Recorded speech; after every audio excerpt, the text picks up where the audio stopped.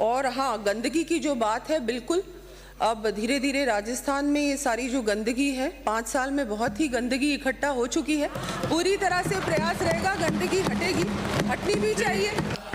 माननीय अध्यक्ष महोदय, बिल्कुल जो आपने ये बात कही, पूरा विवरण वैसे मैंने हमारे माननीय सदस्य तक पहुंचा दिया है, लेकिन अगर आप कहेंगे तो आपको भी ये पूरा विवरण जो कार्य चल रहे हैं, कितनी राशि अभी तक हुई है इस पे और अब आगे क्या इसकी प्लानिंग है, सारा कुछ मेरे पास है। तो अगर आप चाहेंगे तो पूरी डिटेल्स, बहुत लंबी डिटेल्स हैं, अगर कोई आप बाद में दे दीजिए। जी, मैं बाद में आप तक पहुंचा दूंगी, हमारा डिपार्टमेंट।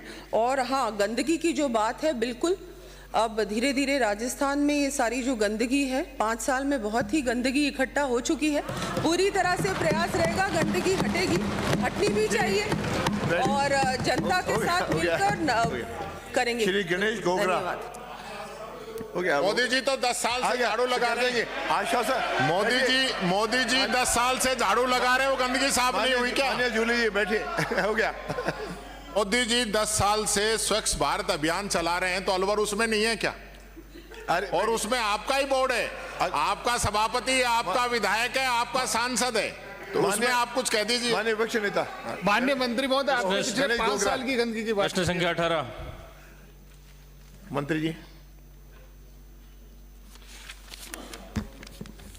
माननीय अध्यक्ष महोदय, खंड 1, राजस्थान राज्य पथ परिवहन निगम द्वारा डूंगरपुर जिले में 145 बसें संचालित है।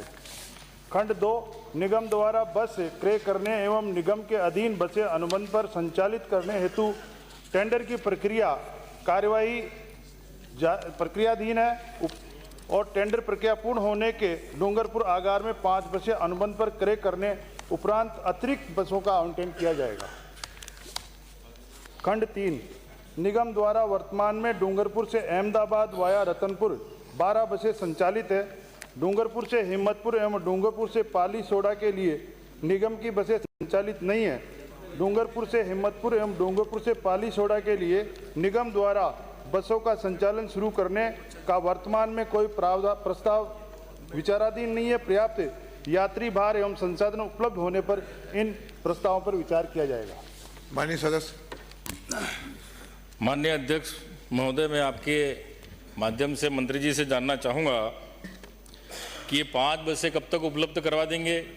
ये प्रक्रियाधीन है, तो ये फाइलें कहाँ तक पहुँची है?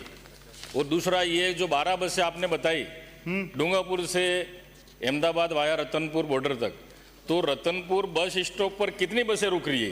एक बस भी रुक नहीं रही है, तो उन 12 बसों को तो फायदा ही नहीं मिल रहा है। वो तो मोदी जी के वहाँ गुजरात में फायदा मिल रहा है, तो राजस्थान के लोगों को कब फायदा मिलेगा?